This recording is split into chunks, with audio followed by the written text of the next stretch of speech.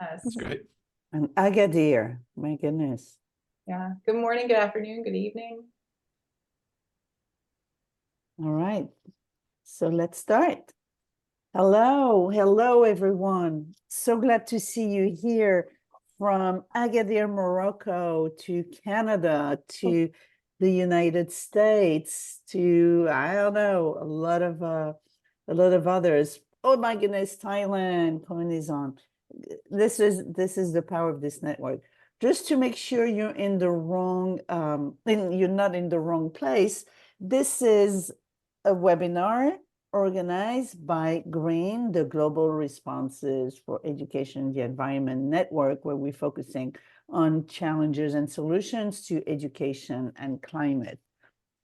We are going to be together for the next hour, and we are going to look at, next slide, we're going to look at implementation, policy, and examples for what's happening in the in many countries. GREEN is holding a series of webinars that are generated, ideated by members.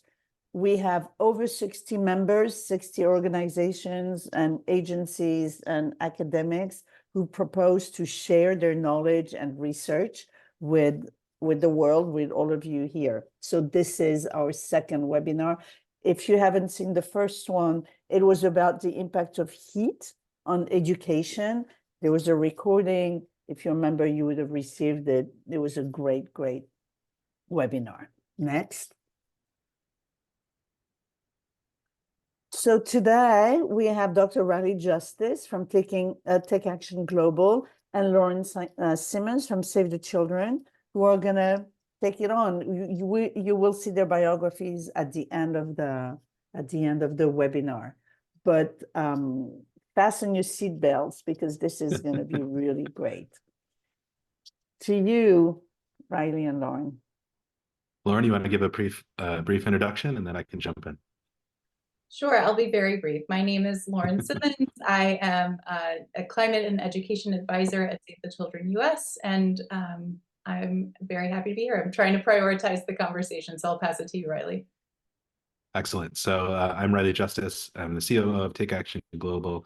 If you haven't heard of Take Action Global, we're an international nonprofit working to bring climate action education to everyone in all parts of the globe. Very excited to have the conversation today and dig into all of the great things that are happening across the world, looking specifically at the US, and dig into some of the conversations we've had thus far. So I was just saying before, Lauren and I have been having this webinar for weeks, so we're very excited to have the conversation and continue our interaction with you today. But just a little housekeeping. If you have questions, please put them in the chat. We'll try to keep an eye on it.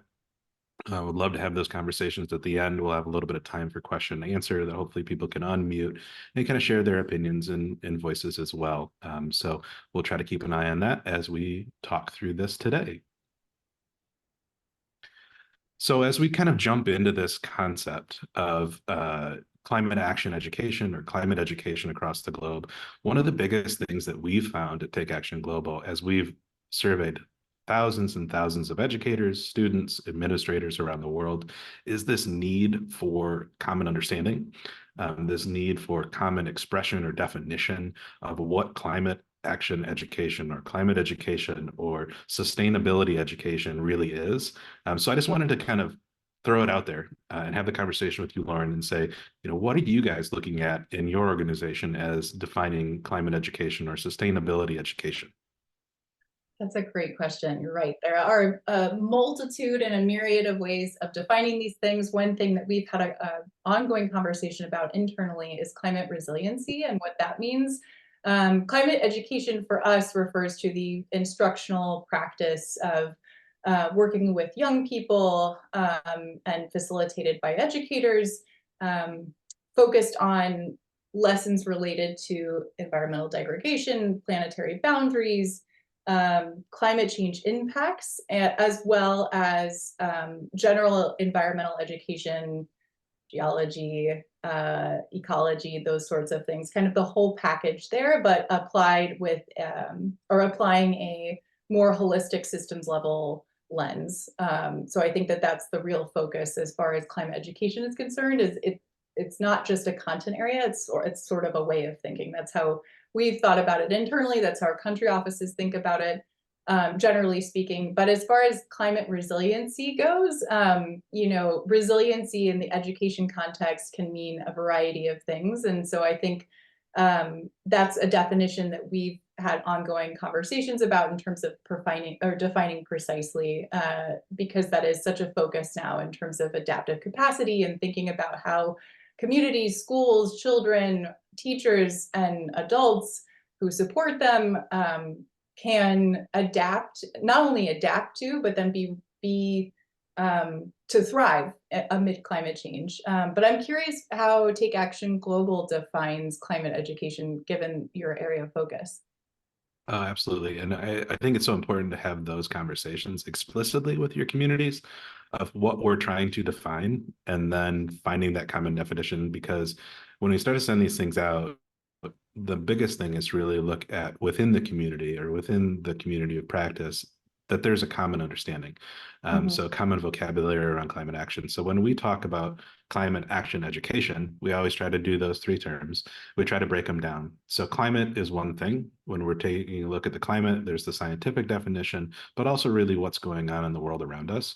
And then we look at education. As we all know, we're educators, we're working from this education lens, looking at positive pedagogy, looking at great instructional practices. And then we've tried to transition that work into climate action education to bring about action. So we want local actions to make a larger impact.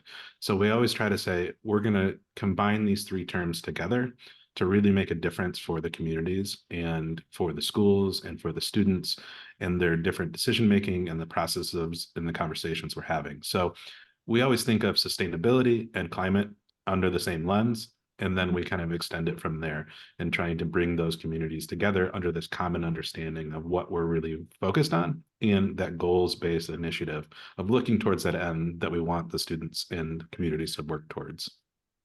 You know, Riley, before we move on, I just want to highlight a Sure. point that you mentioned in terms of situating the definition of these things in how the community understands them relative to their specific context. I think that that's a general undercurrent throughout all of, you know, this entire conversation that we're going to have, is that the effects of climate change are localized, but the responses and solutions are also localized and should be. And so I think allowing, not even allowing, but making sure that you're intentional about seeking out as many voices that are representative of communities that you're working in, how they define what is important to them, what constitutes as climate education or climate action, I think is really, really important. And I think from a level setting perspective, would like to start the conversation with that kind of principle in mind, this idea of locally led or community held. And I think that's a critical point right there, Lauren. It's to make sure it's responsive to the community. And we'll talk a little bit about cultural responsiveness today, but to make this place-based education opportunity is the only way, in my opinion, my humble opinion, that these things will make a difference in the end, is to make sure we're involving the communities in those practices and making sure that they not only understand, but are bought into that process as well. Great. Excellent. So in our conversation today, when Lauren and I were kind of coming up with this and having conversations around it, we wanted to talk about three big questions. And we're not here to solve all these answers or solve all these questions. Rather, we want to present the questions and have some conversation around these questions so it really poses more questions in your mind. And you know, you can have these conversations with your communities, with your practice, with your organizations, and come back to this. And really what we broke this down into is these three areas, talking about global impact, talking about system readiness, and educational outcomes, because those are kind of the big overarching or overreaching components of climate education and what we're really experiencing across the world in each of these different categories. So we'll talk a little bit about each of these questions today, and I'm excited to jump into some of them. So one of the first things that I wanted to talk about was this idea of global impact. So we've experienced at Take Action Global some different types of approaches when we're talking about mechanisms for change, mechanisms for introduction of climate education in the traditional teaching and learning process, and what we're really seeing in that approach. So one of the things that we often talk about is the integration of climate education into the traditional classroom or the traditional learning environment. So we've seen a distinct approach of top down and bottom up, and we've seen some examples of that across the world. So I just wanted to pose it to you, Lauren, of what you think is really a mechanism that you've experienced, and how have you experienced it in your practice so far? Oh, that's a good question. I think that the most common approach that I've seen, and this might speak to sort of the funding landscape or a funding backdrop, at least in the countries in which the most progress has been made, is at the national level, but providing enough flexibility around how that should be done. So again, kind of aligning it with a standard, but being precise and exact in how those standards are defined. But then the specific lessons and mechanisms at the classroom level are really up to the educator or group of educators themselves. And again, like providing, I think we talked a little bit about this resource-based model where like the tools are there, the resources are there, the facilitation is there, but as far as the construction and implementation of these, in this case, climate education, it really is led by the people who are enacting it. In this case, educators or even youth-led solutions too. You know, I think that that's what we've seen in our work. You know, we can get into a little bit about the U.S. context, but I know that you also have a perspective there. I will just say from a US perspective, you know, we have fortunately now at least one model, you know, and more coming as state level learning standards around climate change. But for the most part, a lot of this has been driven by very dedicated educators coming up with their own solutions and supportive administrations, especially given the sort of politically charged nature of climate change in the United States in particular. But I'm curious how you've seen that work, given your broad perspective. Absolutely. So we were just having this conversation, Lauren and I met this morning, and talking about some of the details of this approach or the mechanism for implementation, from the top down to the bottom up. And this is not something that's specific to climate education. We see this when we're talking about any major curricular model integration, where we have different mechanisms within each approach as well. So when we're talking about like a top-down approach, we see it in different practices, and we'll talk more about these practices today. But just an example of New Jersey passed legislation, as many of you know, to mandate climate education as a component of every curricular area and every grade level across the state. So that would be what we'd call a top-down approach, where they're mandating that approach. The other approach that we're seeing a lot is this kind of carrot and stick model, where we're not mandating the approach, but rather we're incentivizing the approach. We're incentivizing the action to happen within the classrooms or within the communities, saying that this is a good model for change, and we want to incentivize that, whether it's financially or programmatically, and trying to meet the needs of those different components. So when we're looking at each of those approaches, there's some different components to those as well, of the mandate model or the top-down model or the top-down approach, excuse me, can be measured in different ways or can be assessed in different ways. So if we're doing it assessment based, what it looks like is we're not telling you how to do it, we're telling you what you have to do, and we're going to measure that standard at the end. So that model or that approach is really looking at the outcomes, not necessarily saying it's the best way to do it, but it's something that a lot of state governments or national level governments are doing, saying we're going to approach this from a compliance mechanism. So it's really looking at the outcomes of those, where other approaches are really saying that, and this is more aligned with what my beliefs are, is that the best people to really design and develop an appropriate place-based curriculum are those people that are in the trenches, if you will. They're in the location, they know the students, they know the community, and they're really empowered to develop that approach to meet those needs. Now, what does that take? That takes financial support. That takes time. It takes the opportunity to give teachers release time and make sure that we're meeting those needs as far as instructional design go. So that approach really allows this mechanism to support the development of place-based or locally designed curriculum. And that can be done under either model, whether it's a top-down model or a bottom-up model. We can really approach that from either mechanism. But Lauren and I were talking a bit this morning about this whole idea of supporting locally designed curriculum. You had a great example of integrating native knowledge or local indigenous knowledge into the classroom and curriculum. Do you want to talk a little bit about that?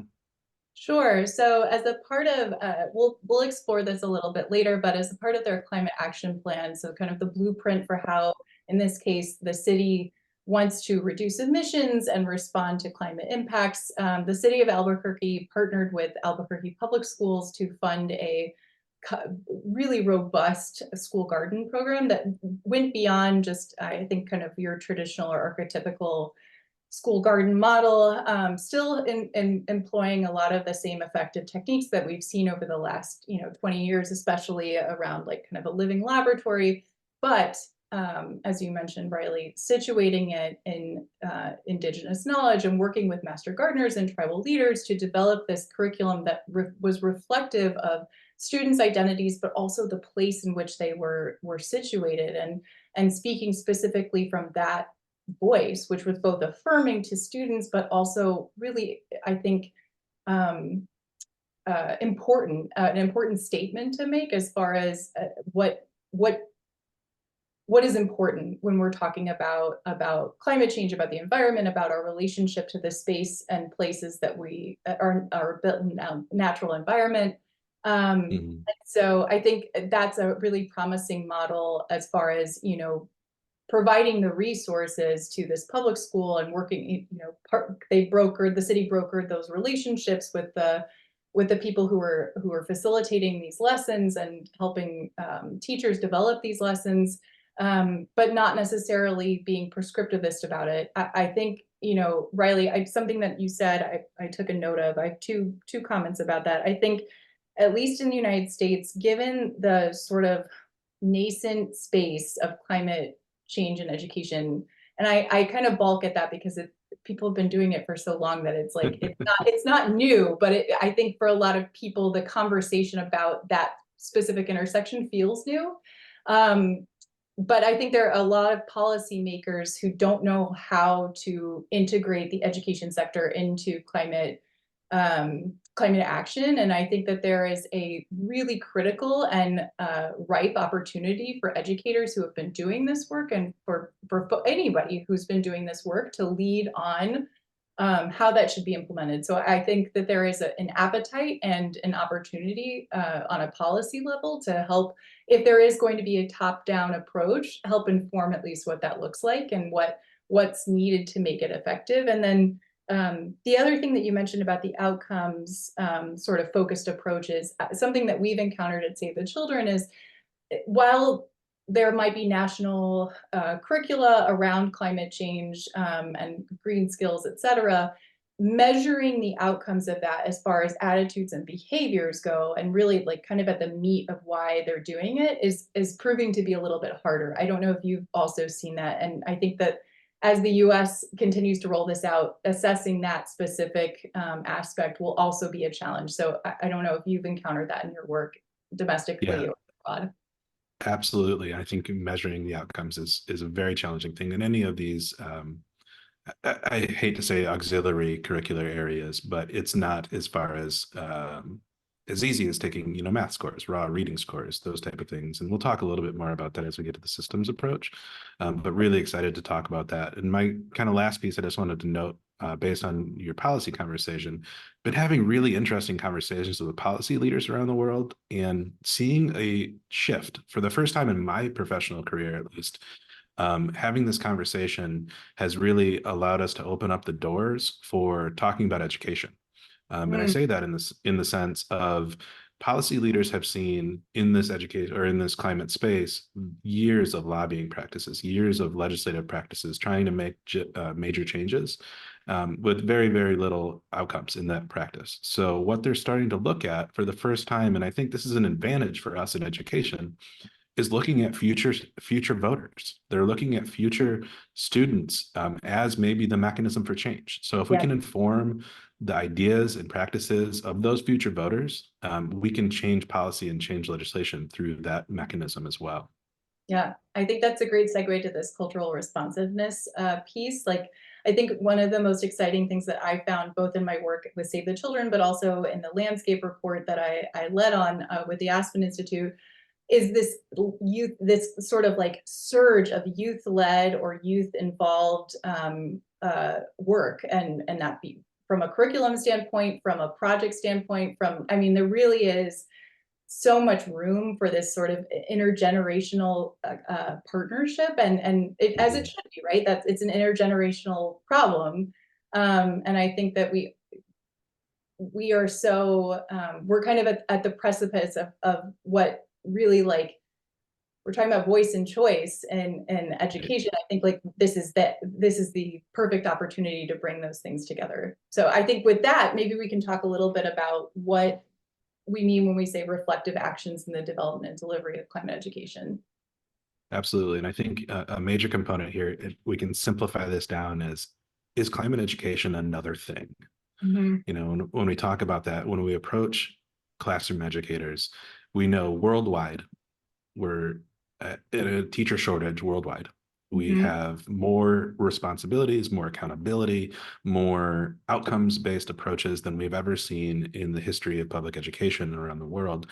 So when we try to bring cultural responsiveness, climate education through this idea of cultural responsive approaches, it's not that we can prepackage a model and hand it to a teacher and really say, you need to do this on top of the 9,000 other things you're doing. And oh, by the way, we're not going to pay you anymore.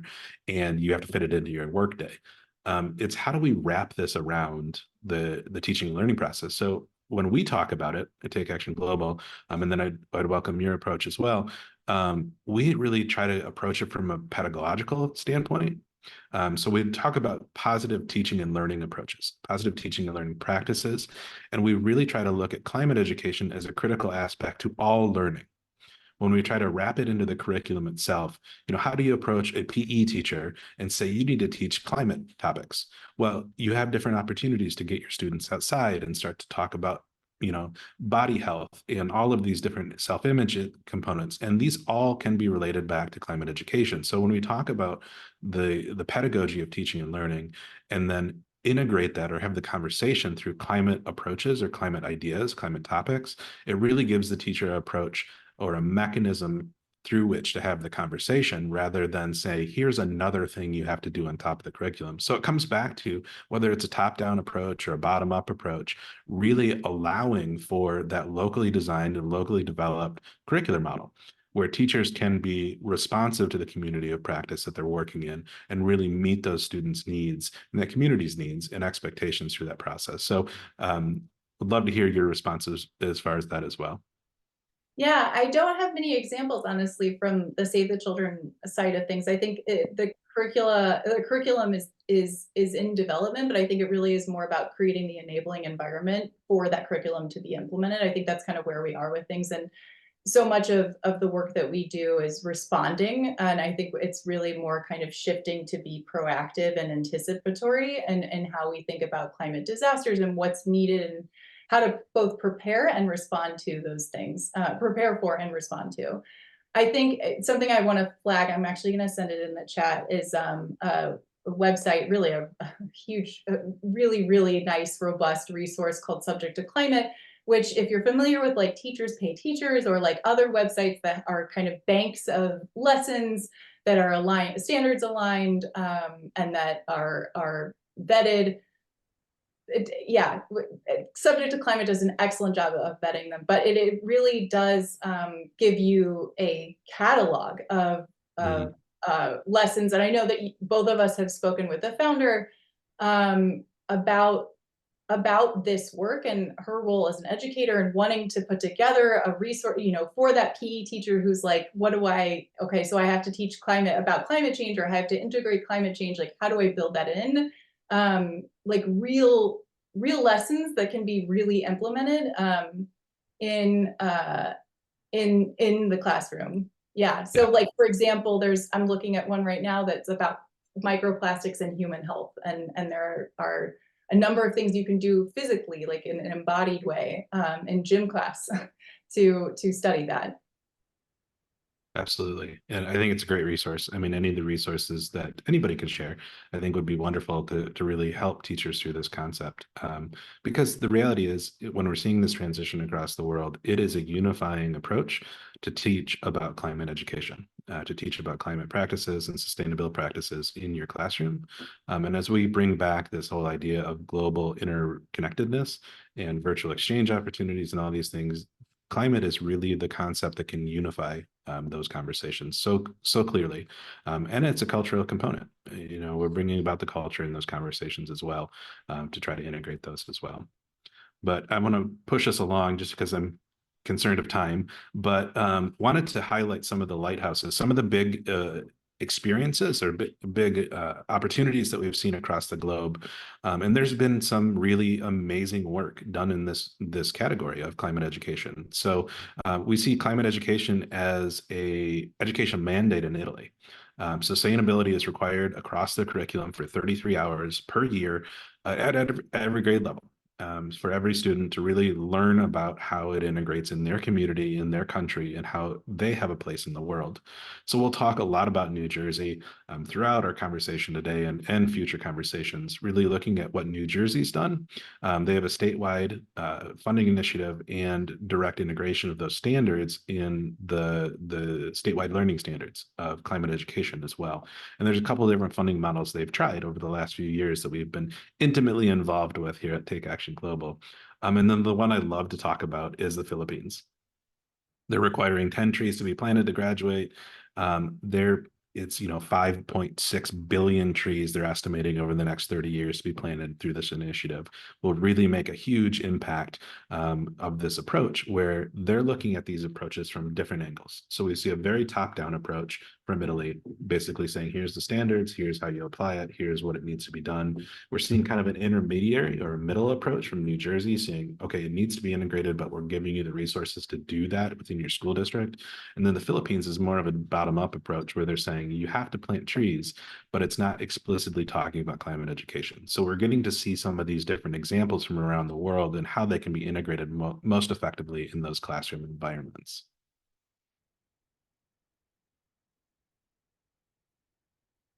So I wanted to come back to you, Lauren, specifically around this climate action planning. You did an amazing study. It's linked in this PowerPoint deck, so everybody will have access to it, and we'll be able to share this after the conversation today. The study was of 40 cities around the United States, looking at climate education as part of their systems level approach. So I wanted to give you an opportunity to share a little bit about this study and show or talk about all the amazing things that it identified. Sure. Yes. Thank you for giving us a platform to talk about this. I should note that this was not work I did associated with Save the Children, but with the Aspen Institute's This is Planet Ed, which is an initiative that falls under their energy and environment program. So as Riley mentioned, we looked at the climate action plans, which as I described earlier, are kind of the blueprints, strategic blueprints for cities around their climate change response. The 40 most populous cities in the United States, to identify the extent to which the education sector, so from early childhood to post-secondary, was featured in these plans. That was our initial question, but then we ended up finding trends in how the education sector showed up in these plans. And I'll focus on K-12 in particular, but I should note that while children are frequently mentioned in why climate action should be done, the degree to which children are involved in the development of those things are featured in the programming and sort of strategies, and even like the specifics about why children should be involved really vary across the board. I think in the United States in particular, because there is, depending on what administration you might be led by, there tends to be faster or slower action on climate change. And so cities really have come to the forefront of climate action in the United States, coming up with their own sort of place-based local solutions to those things. So as I mentioned, we reviewed the plans in the United States. We noticed 3 types of sector integration: the development. So, were stakeholders from the education sector consulted or present during the planning or drafting stages of the climate action plan? The framing, so to what extent the sector's needs are identified as relevant to the climate action plan. And then finally, substance. So how do the policies or programs or goals that are outlined in the climate action plan impact or involve the sector? So we found in some plans specific goals or strategies that clearly targeted or directly targeted the sector, such as curriculum creation, as I mentioned in Albuquerque, for example, or transitioning to an entirely electric bus fleet. But in other plans, we saw that the education sector was mentioned broadly as a part of like a larger goal to create sustainable and equitable communities. And unsurprisingly, I should note that we noted a relationship or a correlation between the specificity and breadth of policies and programs and the presence of a sector representative in the development of these plans, which I think is really important to note. And as I mentioned earlier about this like leadership opportunity, I think this is where we see that play out in real time, where you have high school teachers, where you have principals, where you have as high school students or middle school students, even students as young as 9 years old in Indiana, for example. We see more child-focused, education-forward solutions. So by the numbers, 23 climate action plans featured the education sector, K-12 sector in the development. As I mentioned, all 35 of the climate action plans included that K-12 sector in the framing, and then 23 were mentioned the K-12 sector in the substance. But I think that our findings really highlight the varied readiness of systems to implement climate education initiatives from policy to practice and really reflect a broad spectrum of integration levels across these different cities. I mentioned Albuquerque already. Another bright spot that we identified is Milwaukee's climate action plan. It was the first at this time when we did our analysis to come out after the Inflation Reduction Act. And so they identified that funding mechanism as a way to initiate this green schoolyard program and specifically targeting areas that did not have green spaces or had broken blacktops that were too hot in the summer where there were heat islands, and funneled money in a pilot program to develop really beautiful green schoolyards that not only provided a important place for play and play outside, but also reduced the heat that was present in those spaces. And I know, Riley, we talked about green schoolyards. I think that that's something that you've seen quite a bit of in your work, right? Absolutely. And, this goes back to one of the core concepts when I talk about intergovernmental nonsense. I say that kind of tongue in cheek in the sense of communities around the world, specifically in the United States, is where we've had a lot of experience, need to really understand when you're talking about systems approaches, whether it's a climate action plan or climate education, the integration of governments at different levels, whether it's a education institution or a city government, a department of the government, and having some of those interactions. So we do a lot of work with the EPA around this idea of greening school spaces, greening schoolyards, excuse me, and bringing that work to the forefront of the education process, and how we can bring those things forward.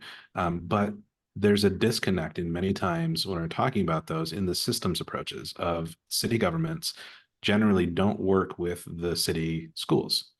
So we have a lot of disconnect in there that we really need to look at from a systems level of how do we fix that line of communication and say, this is good for the community as a whole. This will make a difference in the educational outcomes of students, but also make a difference in the environment where we're reducing heat. We're reducing those heat islands in school systems and really trying to bring those things together to make a difference for the cities and the communities that we all call home. Yeah, I think just to add to that, I even saw in one climate action plan that said, the education system or the public school system will come up with their own climate action plan. And I think that that's a missed opportunity.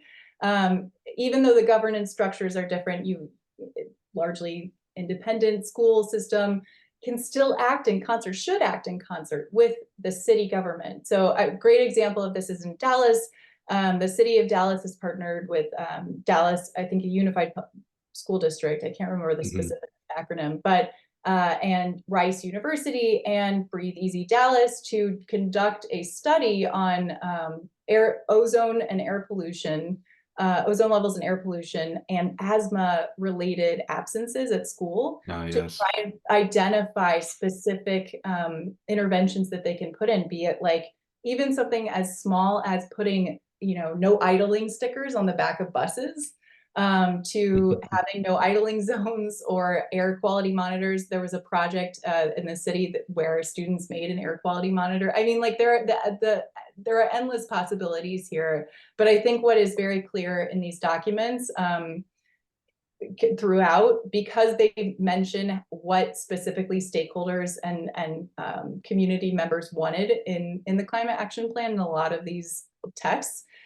climate education was one of the most important things that people identified. They said kids need to know about climate change and they need to know about it sooner than we're telling them. So San Francisco, Indianapolis, Philadelphia, Milwaukee, Tucson, all of these cities noted that request by community members. And I think that just like speaks to the urgency of the moment.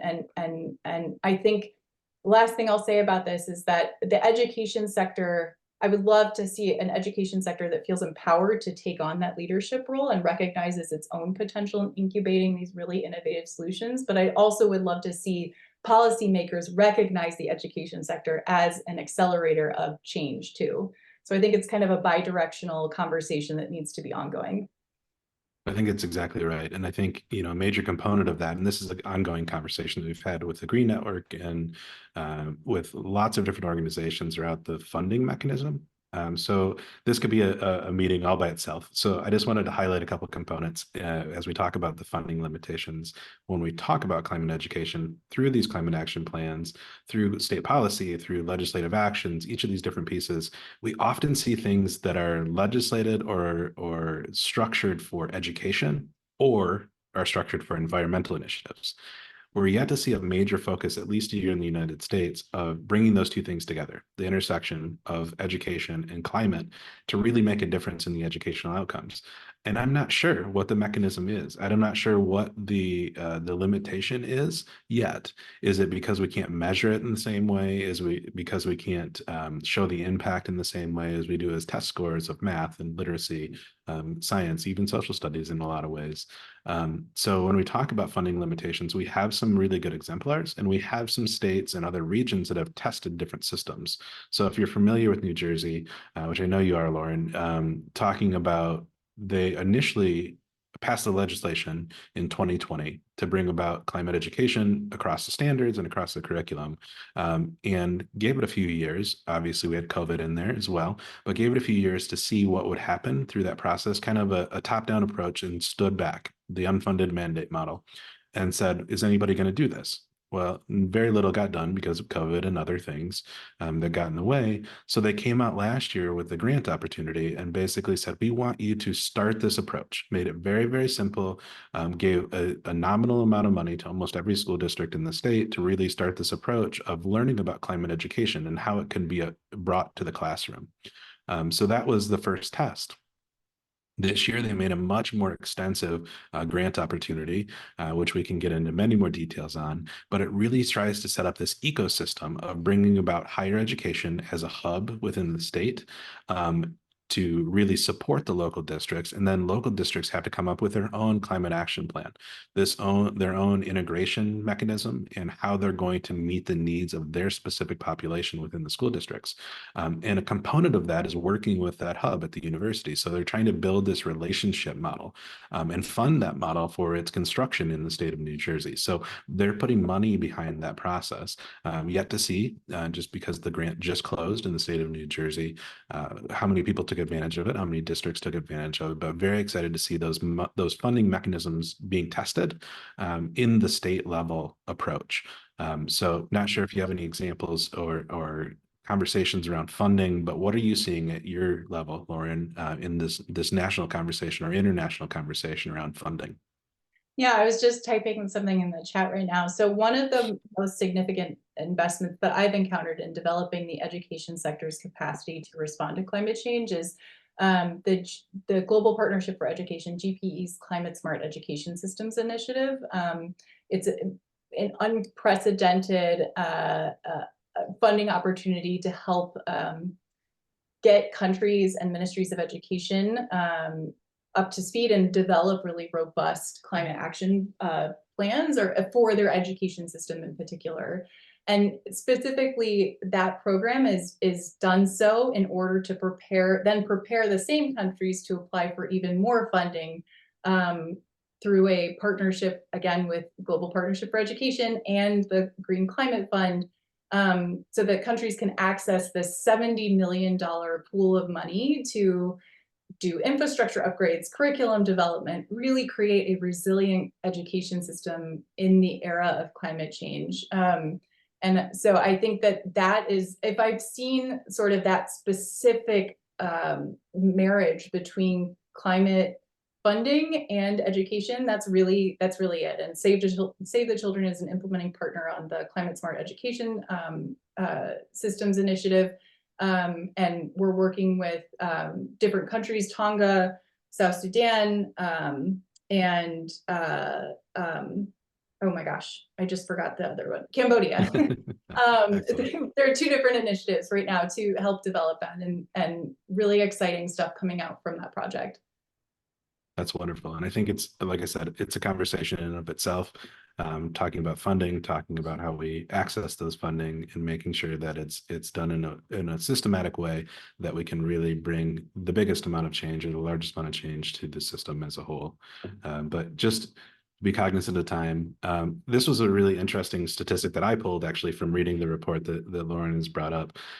So all 35 climate action projects refer to K-12 sector at least once, but only 5 specifically noted the importance of the sector in achieving the goals. So, when we look at the statistics of saying, okay, we understand that education is important, but is it important for the mechanism of climate change? And I think that is the transition that we're just getting to in the United States, at least. So I didn't want to know if you wanted to share anything about that. As far as this statistic goes. Yeah, I think as I mentioned, that bi-directional conversation between the education sector and city governments, and really just like kind of thinking about whole communities in general. And I think that needs to be ongoing. And I would love to see a world in which education systems can really make a case for their role in addressing climate change and get the funding they need to then create their own climate action plans if they want to. There are many school districts in the United States that have climate action plans specific to their school district. Prince George's County and outside of Washington, D.C. is one. But I think that it really does need to come from the city level in order to message. It sends an important message about the place of the education sector at the table around climate change. I don't have any additional thoughts, but I appreciate you pulling up statistics because I do think that it's representative of what we're seeing in general. Well, and it just gives a point for conversation of approaching a city from an educational standpoint, or a city approaching an educational institution and saying, hey, this is statistics that we need to address. We need to identify, we need to work through, and gives the rationale for what are the conversations that are happening across the world. So I wanted to jump into this last piece here, and I know our time is short, but really wanted to talk about briefly accountability, and then this idea of professional learning, to talk about something that's really near and dear to my heart. But accountability is a component that I think is challenging when we talk about climate education, because what are we measuring? It's the old adage, and I put it in the slides, of what gets measured gets done. So when we're measuring individual learner growth and community impact, how are we doing that, and how do we make that mechanism happen when we're talking about climate education? So that's a major component that we look at, as saying, how do we measure actions? Do we measure carbon offset? Do we measure physical trees being planted? Do we measure student actions to measure that accountability, where we're trying to bring in the qualitative and quantitative components of those for things like these studies that are being done or these different educational outcome measures that we're seeing across the world. So wanted to give you the opportunity, Lauren, to share anything about accountability before we jump into the professional learning side. I think I alluded to that a little bit earlier in terms of trying to figure out what sorts of accountability measures or outcome indicators we should use. That's something that we're working on with our country offices. That's something that governments at the national level are working on. That's something that as an organization we're talking about in terms of how we measure our own progress. I don't know if we have an answer though. I think that that's something that we're going to continue to need to develop, and in concert with our communities and partners. But what I will say is I think that we talked about this in the Green Network about carbon reductions and being able to measure that as kind of the next step here to really make the case for the education sector's impact and potential role in addressing climate change. And I would love to see that be finalized and developed. That would be my kind of wish.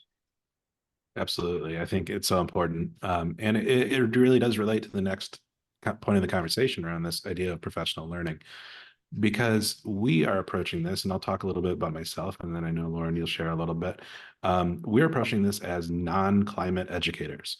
My background is in education. I was a social studies and art teacher in the K-12 setting that kind of stumbled into climate education, stumbled into this world that I love and I'm passionate about, but we come up with this idea of it's often referred to as imposter syndrome, where we don't believe that we understand enough, or I don't believe that I understand enough about climate education to bring it to my students, to bring it to the classroom, to bring it to the community in a lot of ways, where we need to be able to support, as these outside organizations, support the development of teachers so they start to identify themselves as those climate educators. They're able to bring this into the classroom, work with the students to learn with them, and really develop as teachers and learners in the classroom to become these climate educators, these advocates for climate change education that we like to see. So my background, like I said, is in education, but not specifically in climate education. And we work with educators all over the world that are not climate scientists. They don't know all of the ins and outs of the climate world. Like I said earlier, we work with gym teachers and media specialists and math teachers to talk about climate education, because when we really bring it back to pedagogy and the instructional process, we're supporting their teaching and learning and the development of as professionals to bring about a new curriculum model into the classroom. This is a new concept that can be the key component or the pivot point for these conversations to happen. And I think that's the most important thing. And the opportunity we have with climate education is it can be integrated across everything, because we all experience it every single day. So Lauren, I wanted to hand it over to you to tell us a little bit about your experience and how you become a climate educator as well. Yeah, so in full transparency, I am, as Riley said, I'm not a climate expert. My journey into climate work was very unexpected. I've spent the last 12 years sort of steeped in the design and evaluation of K-12 programs and assessing the policies that govern those programs. And in fact, both professionally and personally, tried my best to avoid climate change, thinking about it, reading about it. I was like, I'll do the best I can in my own little corner of the world, and that's it. And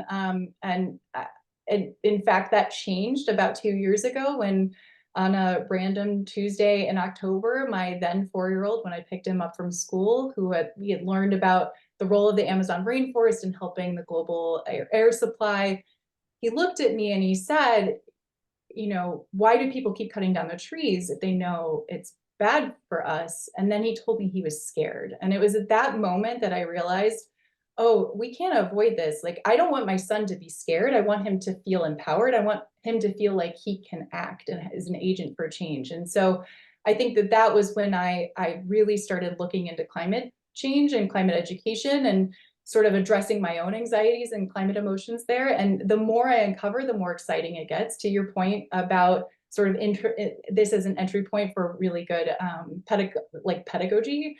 I think the move and push and emphasis toward project-based learning over the last 15. I mean, it's gone on for a long time, but in terms of funding in the last 15 years or so, to varying degrees of realization. But I think climate change and climate education represents such an excellent way to do project-based learning. If you think about going outside and even just observing the trees. At what point in this season do they change? And is that different from last year? Thinking about how we can reuse things. There are so many opportunities to do really good like instruction and education, and do so in a way that's hyper relevant to kids' lives. And I think that that's really what education does best, is prepare our young people for the present moment that they inhabit, but also the future that we can't even envision ourselves. And so I think what more relevant than climate change in that regard. Well, and I think that's exactly the point, the hyper relevancy of the conversation. And we'll talk more about this actually in the next webinar, which I'll get to here in a minute. But we like to look at climate as the unifier across the globe. And as we start to look at the global conversation, bringing students into those global pieces and those global exchanges is so critical in their learning and development. And now we have a concept and the technology behind it, through Zoom, through other practices, webinar systems, all of those, that we can bring kids together. We can learn together, we can do projects together, and we can start to see from all those other perspectives, where now we're not only bringing educators to this idea of climate education, but also global education. And I think that's a major component of climate change education as a whole, is to bring those things forward in our teaching and learning practices every day.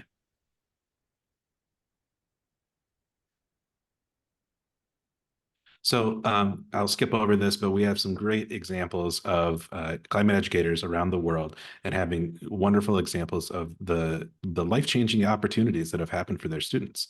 They found it thrilling through this process. They've had experiences with teaching and learning in different ways, and really started to experience some of the great things that climate education and global education can bring to their classroom learning process.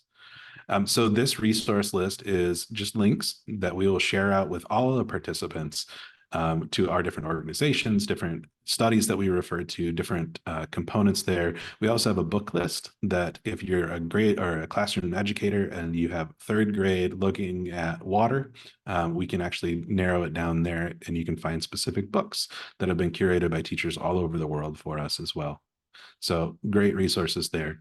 And before I kind of close, I just wanted to pose the question and give the opportunity for the next webinar. So next month, we'll be coming back for another conversation to really talk about teacher education, to dig more into content development, and really looking at ways the practices and lessons have learned over the last number of years in this idea of professional development. So kind of that last point Lauren and I talked to, this imposter syndrome, building up climate educators in our teaching core around the world.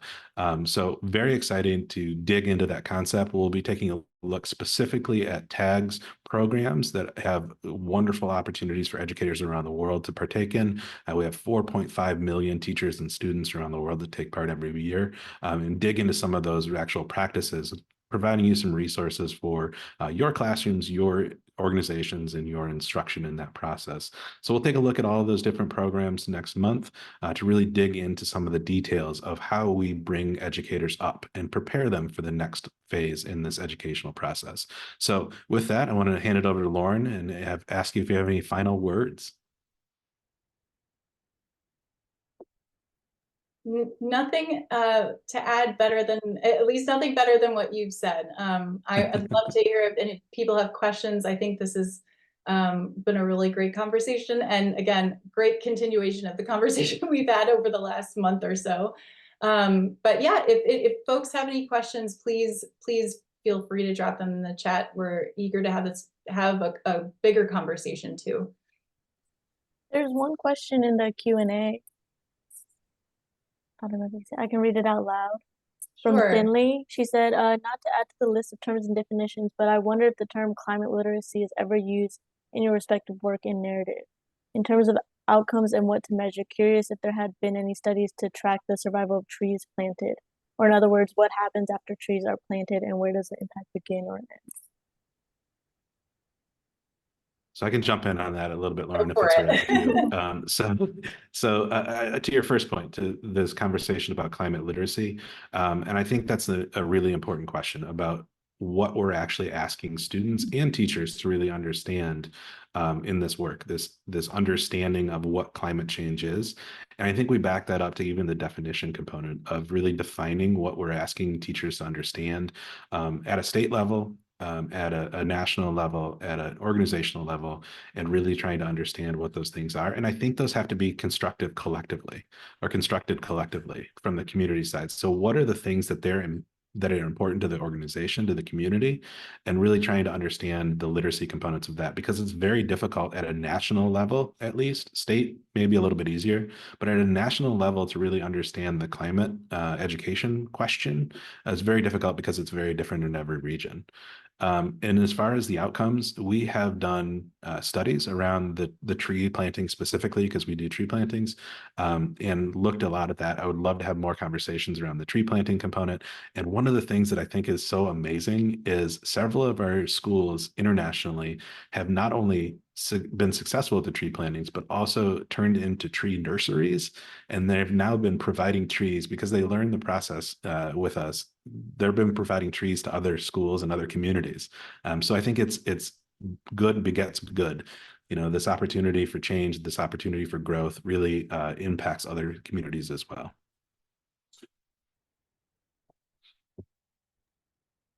Wow, that's very exciting. I have nothing else to add in terms of the second part of the question. I love that that's happening, and I'm now wanting to go find examples of that within our portfolio. But I think to your point, Riley, climate literacy is kind of at the center of what we're talking about. And I think that in the US, it's an interesting area of study, not bigger than this conversation, is how we package climate literacy, whether it's called climate literacy or if it's called something else. That's an entirely different conversation, but something that I just wanted to point out as we think about work happening in the US specifically. Absolutely. Well, I'm gonna chime in because we at the almost at the hour, and this was just fantastic. Please look at, if you can, in the chat and follow up. Frank posted that the US government is working to update the climate literacy guide, where there should be a definition. I don't know, Frank, if you could keep us informed on this. John from Project WET is looking at water education today and looking at health and climate education curriculum. So John, just feel free to share your your resources. Cohen has a question on the feeling the imposter syndrome. Maybe it's a question we could address next webinar, the too little too late. Right, absolutely. No, I think it's an ongoing problem that we're going to have to continue to address as we start to bring any of these things forward. So, all right. So this is great. This was a great, I mean, I learned a lot. There was a great discussion. Please, all of you, feel free to follow up with Lauren and Riley. You can tell the educators that they're just so open to learning and sharing. So feel free to do that, and with the Green Network as well. It was brilliant. It really was. I have to say, the fight is not over. As you know, I am at the Miami Aspen Institute Climate Conference. Education has not been mentioned once yet. Not once. I have not heard the word education once. So we need to change this. So this is just one effort. So wherever you are, and I see you from all over the world, from South Korea to Morocco to Thailand, have a great rest of the day. Think about what you learned. And stay tuned for next Green webinar. So thank you. We'll share the recording. Take good care. Thank you all. thank you. Okay, bye. Bye. Bye.